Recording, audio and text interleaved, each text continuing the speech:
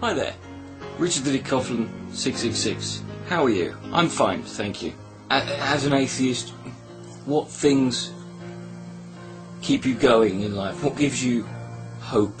I find it in many forms, like we all do, and I wanted to talk about an example of where I find a certain place in the world where I find hope.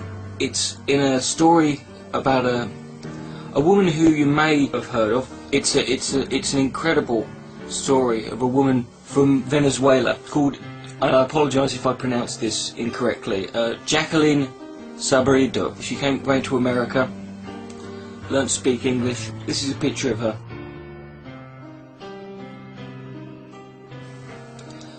However, that's not what she now looks like. In the year 2000, she was at a party with 3 friends of hers, and they decided to leave early. On the way home, they were hit by a drunk driver. 2 of her friends were killed instantly. The other one died later on. They were kind of fortunate in a way that as the accident happened, 2 paramedics were driving past. Jacqueline herself was in the front seat, and as the car had been hit, the front had kind of crushed it and had trapped her in the seat. She couldn't get out, she was stuck, and all of a sudden the car ignited on fire, and it set Jacqueline on fire too. She was burned rather severely, over 60% of her body. This is a picture of what Jacqueline looked like several weeks later.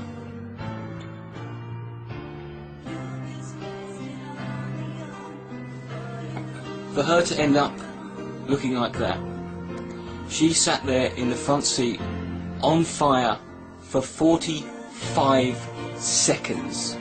Try sitting down in silence for 45 seconds and imagining what that must feel like. She lost, as you can probably see from that picture, she lost her hair, her ears were burnt off, her lips were burnt off, her eyelids were burnt off, her nose was burnt off. They had to amputate all of her fingers.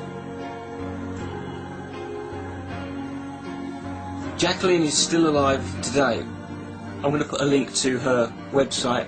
It's just, it's an incredible story. This is what makes us a great species and a great animal. Jacqueline is a Christian. This is one of these situations where I look at it and I think, this is where I think maybe religion served a good purpose. Because when, last year, it was literally a year ago, the gentleman in question who was responsible for her now looking like this was released from prison. He had 7 years in prison, and Jacqueline forgave him. I couldn't do that. A lot of me wishes I could. I look at this woman and I look at what she's now doing, and she's still going today. She's trying to raise money she's still trying to raise money to help reconstruct her. What right do I have to ever complain about any damn thing? This is why I don't complain about my mole on my face. Next time you're complaining about, you've put on a bit of weight, or my ears are a bit too big, or my teeth are wonky, or my skin's freckly, I want you to look at this picture one more time.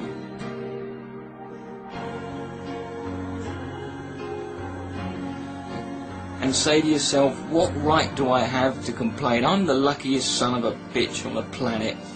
This woman kept going, and she still is going. And every time I see these pictures of Jacqueline, it makes me want to do better in life. Because if she can get through that, then there's no reason why I can't and get through what I have to go through, which compared to what she's been through is nothing. And that is something that gives me hope. Richard Coughlin 666, good night. May God bless.